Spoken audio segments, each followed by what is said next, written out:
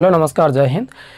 English speaking practice day 1 की इस video में हम लोग बात करने वाले हैं confusion of English which is need in both speaking English and competitive English, जो दोनों में यूज होते हैं वो हम लोग बात करने वाले हैं। So without any further delay let's get started.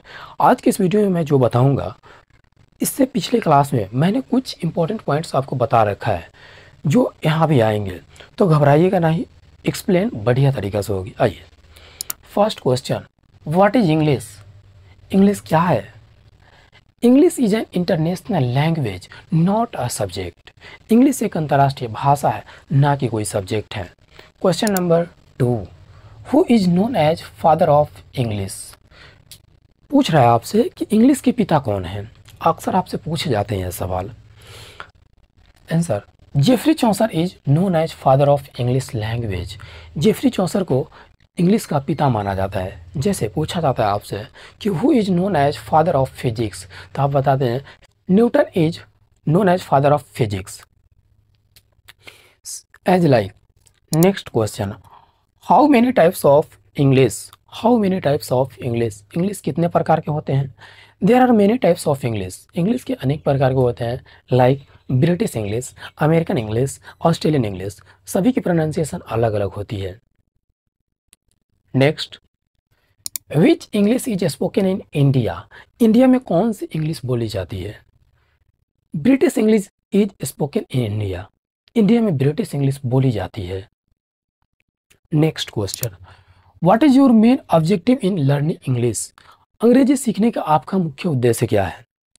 There can be two reasons for learning English according to me. Number 1, कि यदि आप कहीं ना कहीं कॉम्पिटिटिव एग्जाम्स के स्टूडेंट्स रह चुके होंगे, या फिर आप पब्लिक स्पीकिंग करना चाहते होंगे, आपको पब्लिक स्पीकिंग में मजा आता होगा। Next, what is the highest weightage topic for competitive exams? Competitive exams के जो स्टूडेंट्स तैयारी कर रहे हैं उनके लिए सबसे बेस्ट टॉपिक कौन सा है? वेटेज किसका ज़्यादा है? देखिए, there are some important highest weightage topic for competitive exams. Number 1, comprehension 40 to 50%. Number 2, vocabulary 20 to 30%. Number 3, grammar 20% approx में रोल होता है ग्रामर का कॉम्पिटिटिव एग्जाम्स में। Next, what is the highest weightage topic for public speaking? There are some important highest weightage topic for public speaking. Number 1, more speak in public in English. आप public में जितना ज़्यादा से ज़्यादा English में बात करोगे, आपको बात करने आएगा, आपको ढंग सीखने का पता लगेगा। देखिए, ये एक लैंग्वेज है और लैंग्वेज को जितना ज़्यादा स्पीक करेंगे उतना ज़्यादा आप लर्न कर पाएंगे। ठीक है, पॉइंट नंबर 1 है कि more speak in public in English. English में आप ज़्यादा से ज़्यादा बात करो, ये 40% रोल करता है। नंबर 2, कॉम्प्रीहेंशन, ये आपको 20 to 30% रोल करता है।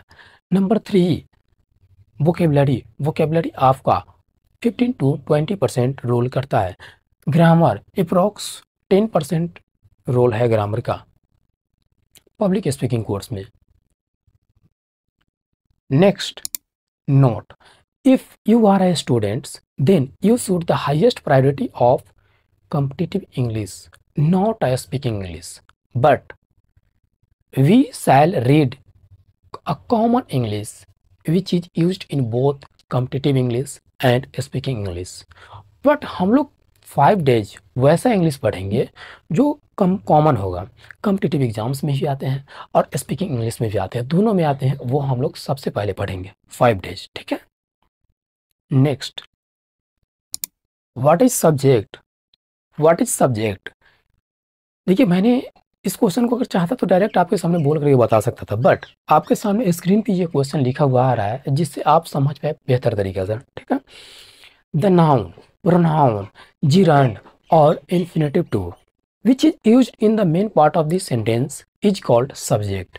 Example, Ram is a good boy. Ram यहाँ पे सब्जेक्ट आ जाएगा। क्यों? क्योंकि राम एक प्रॉपर नाउन है। इस सेंटेंस का मुख्य हीरो कौन है? राम, क्योंकि राम एक अच्छा लड़का है। जिस टाइप से फिल्म का जो हीरो होता है वो सब्जेक्ट होता है, सेम उसी प्रकार सब्जेक्ट है, समझ लीजिए। किसी भी सेंटेंस का जो हीरो होगा वो सब्जेक्ट होगा। Next, what is verb? Verb क्या है? क्रिया किसे कहते हैं? Who is working in the sentence is called verb. जो किसी भी सेंटेंस में किसी कार्य का होने का बोध कराए उसे हम लोग क्या कहते हैं? वर्ब कहते हैं। नेक्स्ट आता है कि नंबर 2 एक फार्मूला आता है आपका इसका कि हिंदी मीडियम वाले याद रखेंगे कि जिसके अंत में ना लगा हो वो सब वर्ब होते हैं। 95% है, 95% है मैंने इसीलिए बोला क्योंकि देखिए हो सकता है 5% में नाम भी हो सकते हैं, जैसे कैटरीना, करीना, ये सब क्या है? ये सब नाम है, तो ये सब क्या है? नाउन है, not a verb. Next, what is object? Object क्या है? On which any works effects is called object. यदि किसी सेंटेंस में एक्शन का प्रभाव जिस वर्ड पे पड़ता है उसे हम लोग ऑब्जेक्ट कहते हैं। ये ऑब्जेक्ट है। अब मैं आपको एक सेंटेंस लेकर के बताता हूँ। देखिए, राम इट्स अ मैंगो। यहाँ राम, राम क्या हो गया? सब्जेक्ट हो गया। राम, क्योंकि राम इस फिल्म का जो हीरो है, समझ लीजिए इस सेंटेंस में राम आम खाता है, तो मेन क्या है? कौन खा रहा है? राम खा रहा है, तो राम हो गया, सब्जेक्ट हो गया। देखिए, वर्ब, खाने का काम क्या हो रहा है? वर्ब हो रहा है। क्या हुआ? वर्ब, जो खाया जा रहा है। क्या खाया जा रहा है? आम। ऐसा थोड़ी ना कि राम आम खाएगा, आम पे कोई प्रभाव ही नहीं पड़ेगा, आम तो समाप्त हो जाएगा। तो इसीलिए आम क्या हो गया? आपका ऑब्जेक्ट हो गया। समझ पा रहे होंगे। Next, always remember some important keys for knowledge. कुछ ऐसे पॉइंट है जो आपको हमेशा याद रखनी है, जो कि आपके नॉलेज के लिए ज़्यादा इंपॉर्टेंट है। नंबर 1, देखिए, व्हाट इज अल्फ़ाबेट? अरे भैया, आप सभी लोगों में से ABCD तो जरूर पढ़े होंगे। ABCD EFGHIJ मैंने सब पढ़े होंगे। ABCD को क्या बोलते हैं? अल्फ़ाबेट बोलते हैं। देखिए, इसका जो डिफिनीशन होता है, अ ग्रुप ऑफ लेटर और alphabets in the increase order is called alphabet. ये अल्फ़ाबेट होता है। ABCD के जो क्रम लिखा होता है उसे हम लोग अल्फ़ाबेट बोलते हैं। भाई, मैंने ये स्क्रीन पे लगा चुका हूँ, मैं आपके सामने बात कर रहा हूँ, ठीक है। Number 2, how many types of alphabet? There are 2 types of alphabet. Alphabet 2 प्रकार के होते हैं। अल्फ़ाबेट 2 प्रकार के होते हैं। यहाँ पे देख रही हैं, अल्फ़ाबेट 2 प्रकार के होते हैं।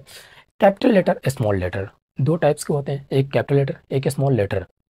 कैपिटल लेटर में जो बड़ा बड़ा लिखा होता है उसे कैपिटल लेटर, स्मॉल लेटर जो छोटा छोटा लिखा होता है उसे स्मॉल लेटर में कहता है, ठीक है। समझ में आ गया होगी।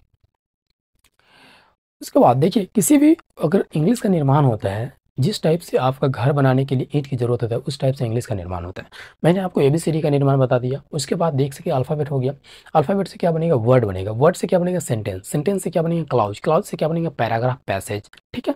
तो जान लेते हैं वर्ड। वर्ड का डिफिनेशन क्या होता है? वर्ड क्या होता है? अ group of letters that makes a perfect sense is called word. मतलब एक ऐसा लेटर का समूह जिससे कोई ना कोई मीनिंग निकलता हो उसे हम लोग वर्ड कहते हैं। ऐसा ना कि हम कुछ लिख दे उसका मीनिंग नहीं निकल रहा तो उसे वर्ड नहीं कहेंगे।